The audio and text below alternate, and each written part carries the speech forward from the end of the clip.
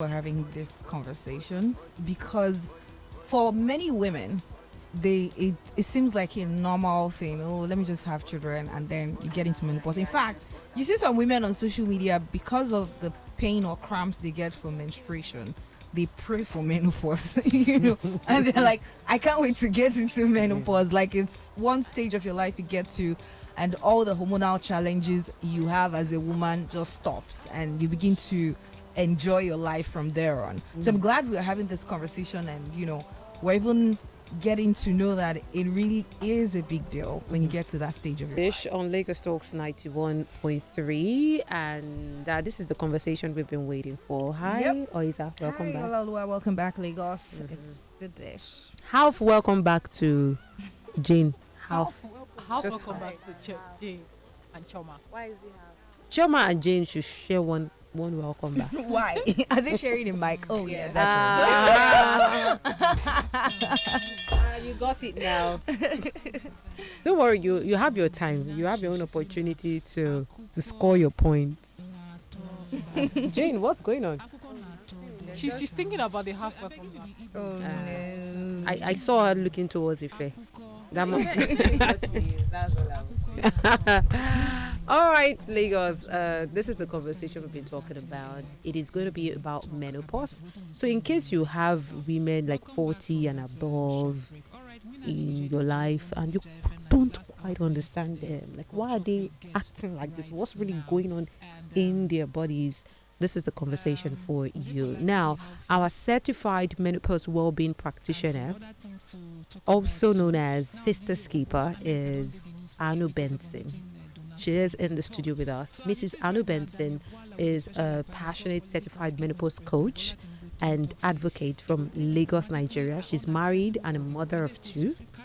She has university degrees in sociology, human resources, and an MBA in aerospace manufacture. Oh my goodness. Tell me about it. Mrs. Benson, can you build a plane? No, I can't. So you teach us how to build our own plane now.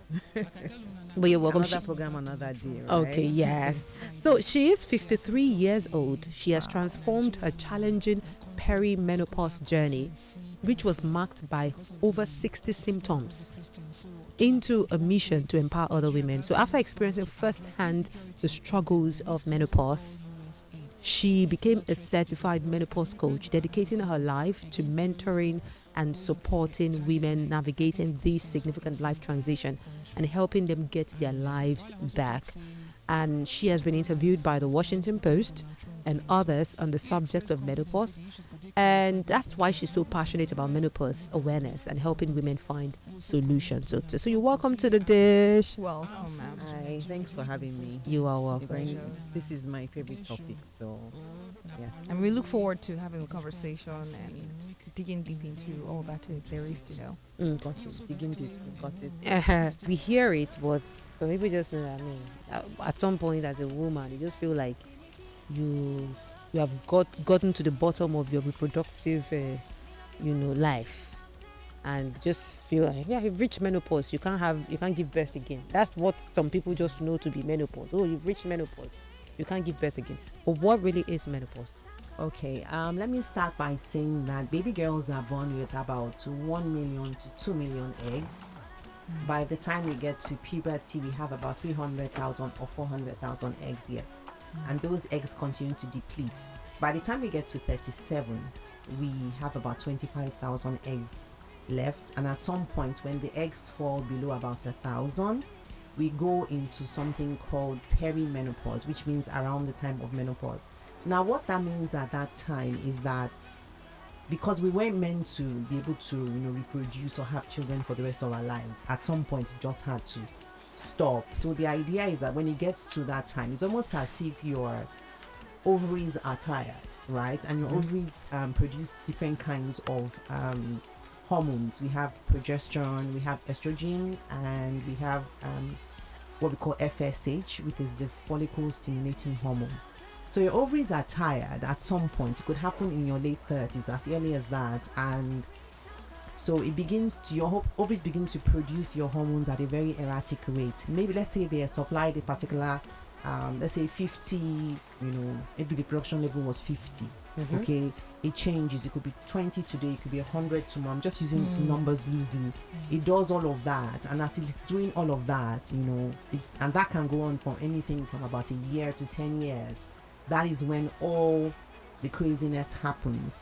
And because most parts of our bodies have estrogen receptors, they want this estrogen in the usual, should I say, level.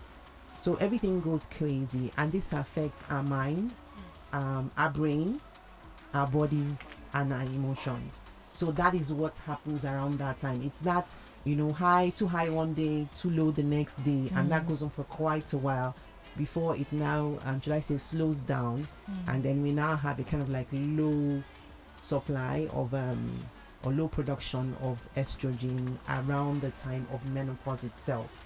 So it's the perimenopause that actually starts all of this. When you're getting everybody used to think that you get to 50, and then you don't get your period anymore, you can throw your sanitary items away, you're never going to get pregnant. No, anytime from your 30s, late 30s for some people, you will have that erratic change in your hormones, which will bring about all these symptoms.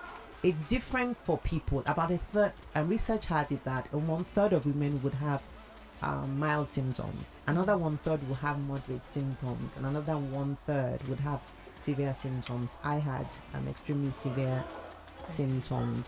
Okay, wow. Yes. What are the top 3 symptoms you list that people overlook or they don't know they are gradually experiencing menopause? I think the first one I would say is mood disorders, irritability, and depression. But don't you already think that, like, as women, sometimes, in fact, as a human being, sometimes we already experience these on a regular? Because sometimes, I don't know if that's ever happened to anybody here, but sometimes you just feel sad for no reason. Is that particularly because you're a woman, or No, I it's don't just being think- human? Just being human. I think it's just being human, because I think even guys have that as well. You just get sad for no reason. You get into this depressed state. So now it's then hard to tell, like, is this as a result of my hormones? Or this is just another one of those moods that I'm in. Okay, let me use myself as an example. I'm a really happy person. I've always been a really happy person. So it was strange for me to be unhappy. And when I say depression, I'm not using the term loosely. I'm actually talking about clinical depression, that if you did speak to a therapist, they would actually tell you that you were depressed. It could be mild, it could be moderate, it could also be severe. I'm not talking about when you're sad because you didn't get something, or you're sad when you don't have money. We're all sad when we don't have money. I'm not talking about I'm talking about real depression, where you could be like you're at the bottom of a well and you're looking up at everybody above and you just can't pull yourself up. That kind of Is it as depression. serious as people committing suicide? Oh yes, it is. I do know a couple of people who have taken their lives as a result of menopause, because they don't understand what is happening, because it's going to affect your brain and your mind. It's going to feel like you're going crazy. I have people who are screaming and crying every day. They can't keep their jobs, they can't keep their relationships, and as women, anything that affects you affects everything around you. So like, you're going crazy, you can't hold your job, you're chasing your kids away, you've pushed your husband away, you've pushed everybody away. There's something about it, I think it's the mood disorder, that makes you want to self-isolate, because too many things are happening and you can't cope. It's like somebody just pulled this red carpet from under you, right? And your life has gone upside down. You're now living in a nightmare, a real life nightmare. And I think the worst part is nobody told you that it was coming. If it's such a serious issue, right? Why does it seem like it's not, like you said, nobody talks about it? It feels really normal. At least as Having women, your we are period not as well. prepared for it the way they prepare us for menstruation. Mm-hmm. No, at least for menstruation, we have people who move from school to school. They tell you, they distribute free Teach you how to sanitary use sanitary pads pads and all that. and all of that. But why does it not really seem like that? Okay, I think there are two reasons why, two main reasons. I think the first reason is the fact that even from historical times in the past, menopause was looked down on something that was, should I say, very negative, and it was seen as if women were going crazy. In the dark ages, we actually did have some doctor in the UK then, so many years ago, who felt that at some age in a woman's life, she becomes very, should I say, obstinate, she becomes lazy, she becomes noisy, and they felt it had to do with her hormones. So this doctor would go around rounding up women, taking them to sanatoriums and asylums, and they would have their ovaries removed, which will make things worse. So at that time, people weren't talking about being menopausal. In the African setting, it was kind of like seen as, oh, you could have no children anymore.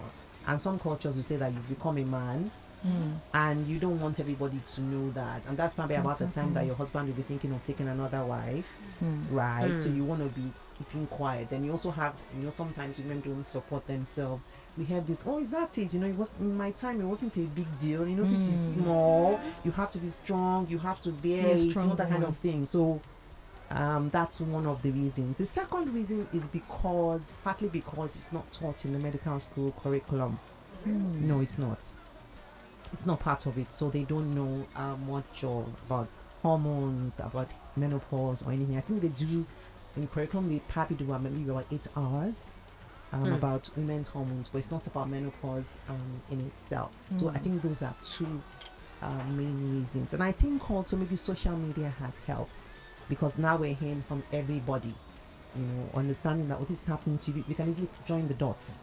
It's happening to you, it's happening to me. Maybe before I probably wouldn't have access to more people than in my house or whatever, but then now there's much more information. I kind of think women don't even talk about it anymore. Like, I'm not sure I have heard my mom talk about menopause. I think it's still linked to that sort of shame attached to it. My mom usually talks to me about it, right? We have conversations around it once in a while. But, it's just reading between us. I'm not sure she would talk about it with other women. But like you said, there's still that sense of shame attached to it. For some other women, it's because they didn't know that all these things were menopause. My mom is 87, and I was asking her about experience, and she said that she didn't know that all those things were menopause. Now that I'm talking about, it's like, oh, is that what that was then? I really had no idea that everything was linked. Now that I'm talking about it, I'm getting certified, I'm doing the research, I'm able to throw more light and put all those symptoms together. So they weren't very clear on what exactly was happening. My mom says, oh, I just found out that I lost my oomph. I couldn't just get up and go, and move and be as fast and as whatever as before. I just kind of like felt like I was lagging, behind. I remember she did say that, but later on she just said, oh, I'm just putting all those, now that you keep talking about those symptoms, I'm having a better idea that it's because everybody just feels, oh, your period stops and then you're good to go. Okay, you talked about you having acne symptoms that you were serious. With the women you've experienced over time, what is that striking piece that you've actually experienced, or the woman you experienced, and at the end of the day you felt so fulfilled and so glad that you took this journey? Okay, I actually have lots of women in that category, because I'm just very vocal on social media. That's TikTok, Instagram, Facebook, and YouTube, talking about the various symptoms and also coaching women one-on-one. And I would say the people, there's so many, but I would say that maybe one person, I'll give you a story. Okay, so there's this lady who I spoke to, and she had a really rough time. She had lost her husband and she was experiencing menopausal symptoms, and it was occurring to her in a sense of confusion and brain fog. So you know how we women go to the market and we go buy things in one place and then we give it to some person and say, okay, keep this for me. At the end of the day, kind of like congregate all your stuff somewhere, right? So she does that for the business she does. She buys stuff. So she bought like maybe millions of naira worth of stuff. She leaves it to one person. Now at the end of the market day, she can't remember where she left it.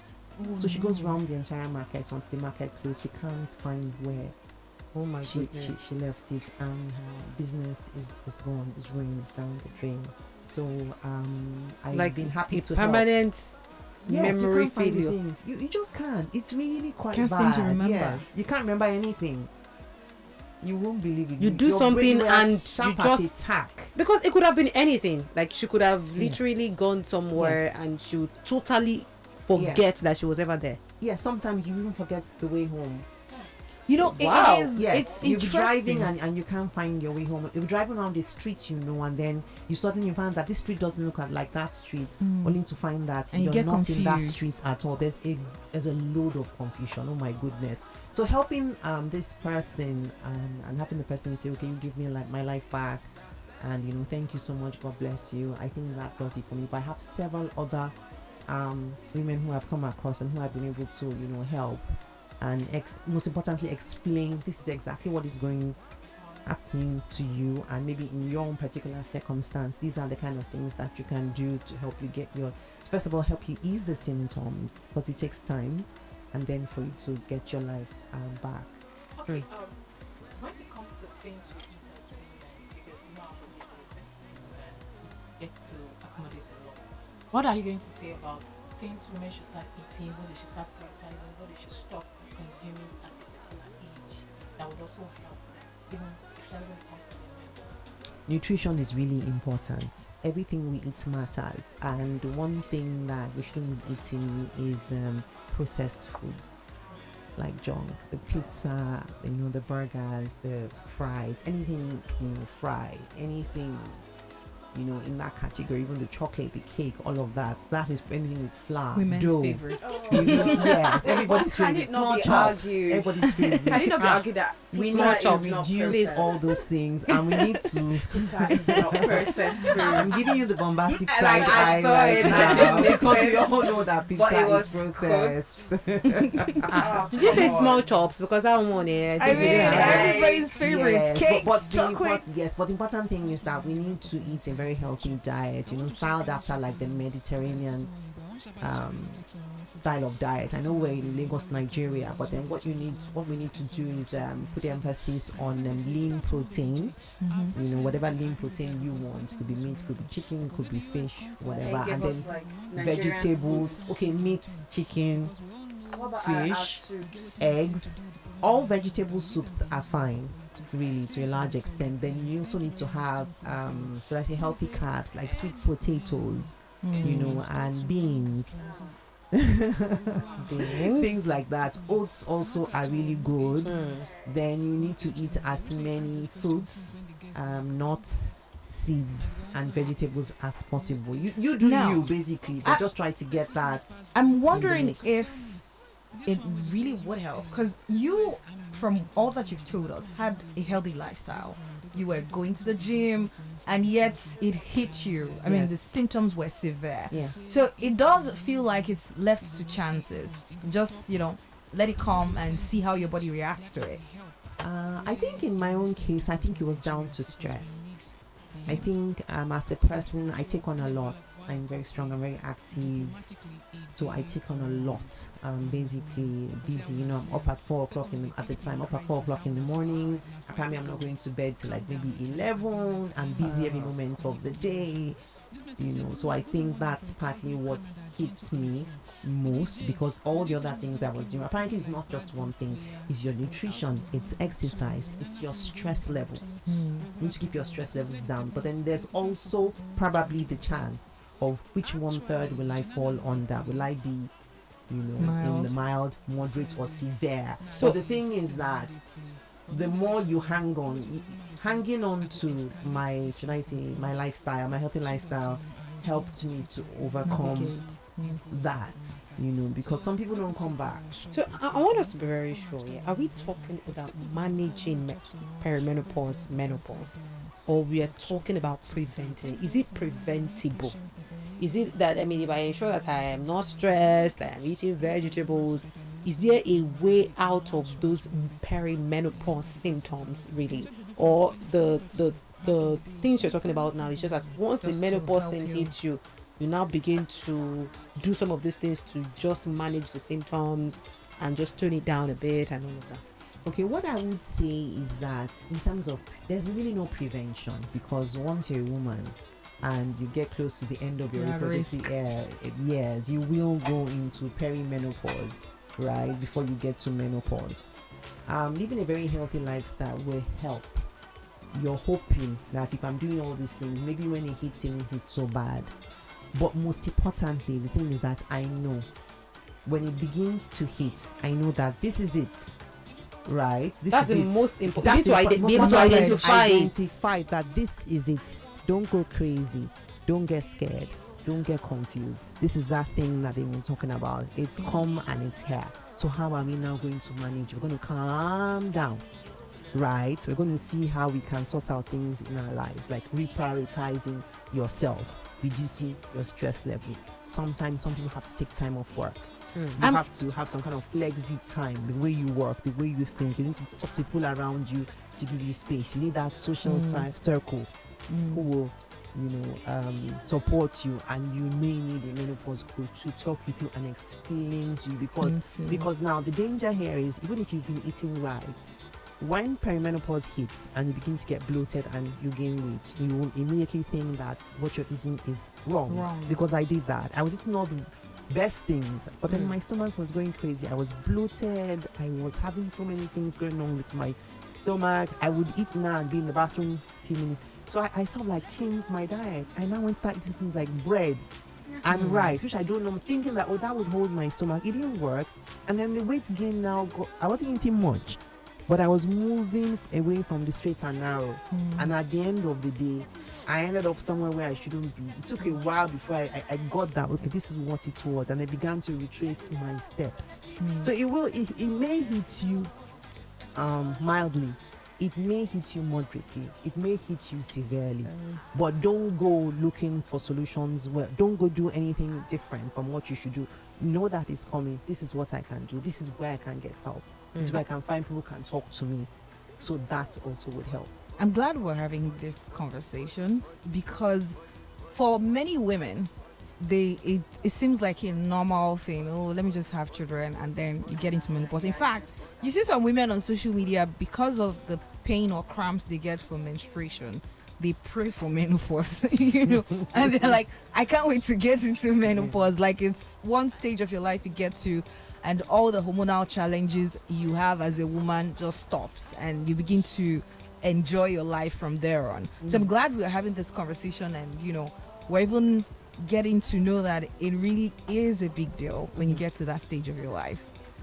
So I want us to really talk about the mental health part of it, and hot flashes. By the way, what is that? Some people Hot don't get. flashes is you're just sitting here normally, normal temperature, and all of a sudden you feel really warm, like somebody has brought like a hot iron or something near you, and some parts of your body get warm, and then it could be that way and it remains that way. That's kind of like a should I say dry hot flash, but sometimes you just break out into a terrible sweat from your head down to your toes. You'll be drenched in sweat, and to be quite visible. And it's not about everybody else is cold and you are hot. So, in the way that society have dealt with or interacted with women of that particular age going through perimenopause, menopause, do you really feel like the society has helped in any way? Do you feel like the society sometimes do more harm than good in terms of how? And when I mean society, people, it could be your husband, children, it could be workers. Generally, how we treat women that are like 40, 45 and above, going into 60, 70, generally. I think that society doesn't help. They don't help because they don't understand, but then the fact that they don't understand doesn't change anything, because it is what it is. You have a lot at work, you'll be told that you're tardy, you're slow, you're not pulling your weight, right? Even though that isn't who you were before that time. At home, you'll be said to, because you really don't care. When you're going through perimenopause, at a point you really don't care about anything anymore. You don't care if the house is clean, you don't care if there's food to eat, you don't care about anything whatsoever. It's like you're in survival. So the society doesn't help, and people around you sometimes will tell you, it's probably like a demonic or a satanic attack, let's go to church, let's pray. I have nothing against praying and going to church, right? But the issue is that let's call everything by its name, and let's know what we need to do about it. And then you have people telling you all of that, and your girlfriends are not supportive either. So it is quite a bit of, and then people don't reach out to ask you, oh Olaoluwa, what's wrong? You're not being yourself. There's nobody to ask you that. What is that? Just say, maybe she has started, or I don't know, or nobody's asking you what is wrong with you. You're not who you used to be. People just wonder why you are acting up, and they don't come to you with it. And you don't know you're acting up. You just know that your whole life has changed. You know you're going crazy, and you're looking at each other, and nobody's saying anything. So that is quite, it's quite tough. And also, recently we had a conversation about a certain man of God that talked about bad behavior is bad behavior. Stop using menstruation as an excuse for bad behavior. You are not the only set of women in the world. Esther menstruated. So women in the Deborah Bible menstruated. menstruated and they did not have bad behavior. All of the women in the Bible, all of that. So, are there things that women do? Because for there are a number of people who have their own opinions about women of a particular age. Some people feel like they're just extra cranky. That's the age where women begin to pry into their male child's marriage. For example, like they are having rivalry issues with their daughter-in-law. So there's all kinds of behavior that society sometimes term as bad behavior. So are there bad behaviors that are different from perimenopause symptoms, or are these sometimes some of these bad behaviors are these sometimes perimenopause induced? But before you answer that, we'll go on a quick break and we'll get back to that question. You know, I remember last week when we were talking about men and all, and we were talking about choosing a man, and I was talking about how the man you choose to marry is not just going to be one tall, handsome, fine dude who has money.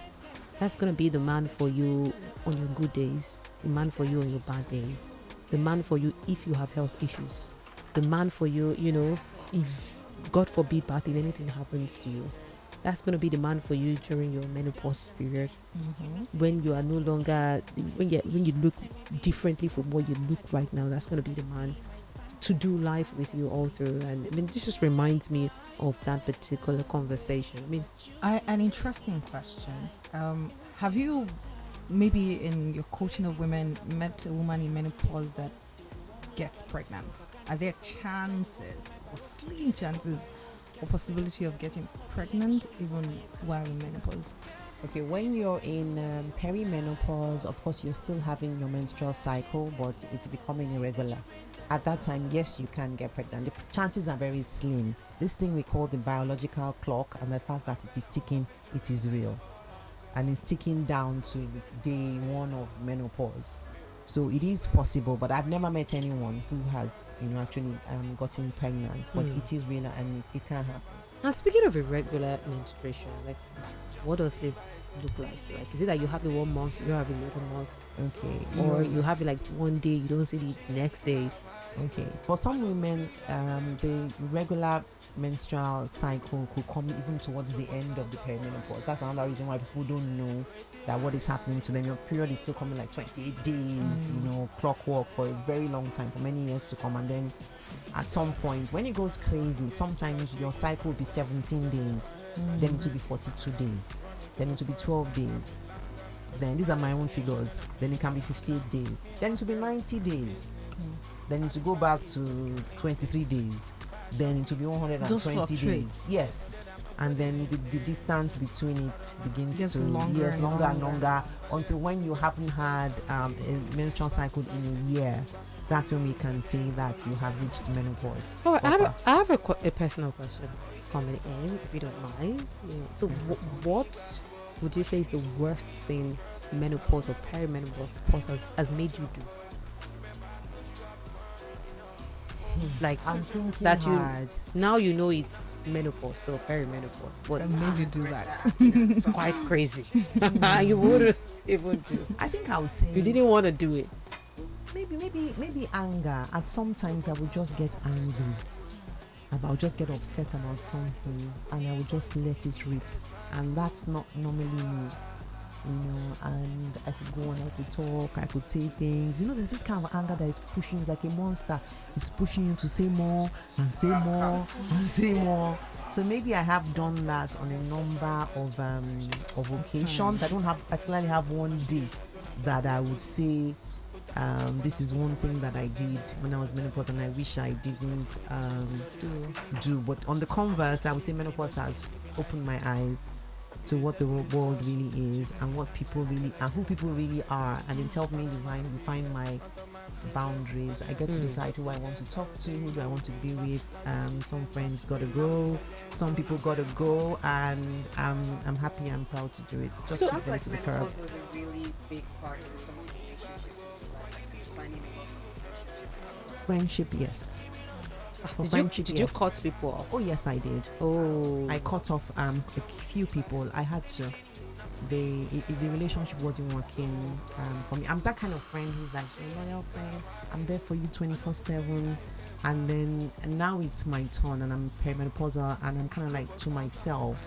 And you're There's giving me nobody attitude around. like, is that how far you still want me to be your fan or something or the other. I don't have time for that. It just helped me. My eyes just open. Let me say your eye clear. My eye just clear. That come what's going on here. it You has its understand? I good won't part take anyway. it. So, and I don't argue. I just stop the relationship then and there. It's like you turn off a light switch. I don't argue. There's no confrontation. There's no explanation. I just drop off. I just disengage, and I keep it that way.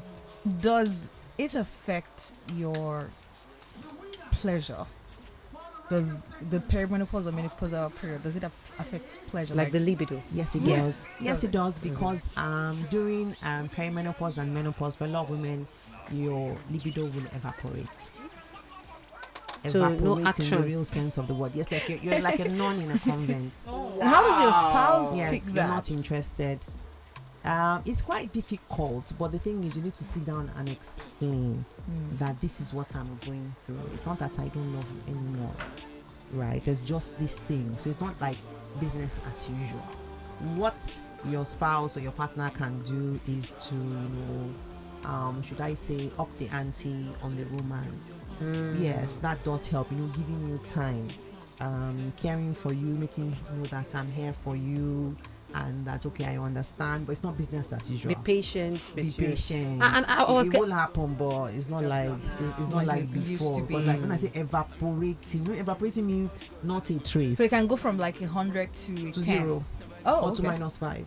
Oh, wow. As in, what is -5? You are irritated Libido. by the It's just idea not- that's of the last some thing- action. That's the last You don't thing feel on anything. your mind. You're feeling less. So Oh my it's goodness. advisable that they explore and do the rest now. So which brings me to the question I wanted to ask. As a society, whether as a man, as a friend, how do you support people going through perimenopause? I think the best way to support them is to be there for them. Doing what? Be there for them, hold their hand during that time. Okay. Don't understand that certain things will be different. It's not about you. It's about the person who is going through the experience. And they need to go through it. You need to be there for them, so that at the end of the day, the friendship isn't ruined, the relationship isn't ruined, the marriage isn't ruined, because menopause is ruining lots of marriages. Menopause sometimes will make you feel that you're so strong, can make you feel like, oh, I don't need a man, right? And then you kick your husband to the curb, and then perimenopause is over, you've got into menopause, you've settled, and there is no man, and it's way too late. It's not you, it's perimenopause speaking. So the thing is, you just need to understand that this is just rough. I love what you said earlier on about talking about the fact that who you're going to get married to. This is the man who's going to be there for you. For that really defines. No longer tall, dark, handsome, and has lots of money, but that man who will be baritone. Oh my goodness! you know the funny thing, that baritone will irritate you Irritate your ears. during Oh perimenopause. my. Even the way you need to be. Like, why is one eating like this? Wow. You know. So we have a quick question for you. There's a message here. Please ask your guest. I usually have all the symptoms of menstruation every month, but I no longer see it. Is it normal? It is normal for some people to have the feeling like ovulation is coming, feeling like your body is changing, maybe like water retention, right? And at the end of the day, But it nothing doesn't happens. come. It does happen. Because Yes. she said she stopped since she turned 50. Okay, and how many years ago was that? Okay. I think she's 53. She's 53. She's definitely in menopause. She's no longer postmenopausal. She's Yeah. definitely in menopause. It's gone. Wow. If there's any bleeding after now, it's not your period. You need to go to the hospital immediately to make sure they check and make sure that it's not. It could be endometrial cancer. Mm. Could be. So even one drop, one whatever, Any you need spotting to- of blood at all. anything at all. All right, very quickly, for those who would want to reach out to you like after now for some advice, because I know that you also are a nutritionist of some sort. You help people manage their nutrition and also just manage their menopause and perimenopause symptoms. How can they find you like online or something? Okay, so I'm on TikTok, Instagram, on Facebook. I'm SisterKeeper42.